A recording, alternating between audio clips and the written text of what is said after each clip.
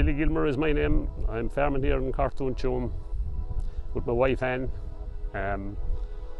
Farming for 50 years at this stage.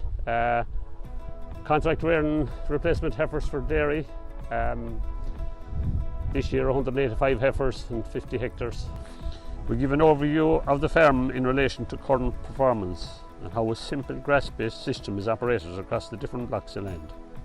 We will give an insight on the day in relation to grassland management over the years, and we will also be focusing on grazing infrastructure on the farm, which has helped keep stock at grass as long as possible in the shoulders of the year.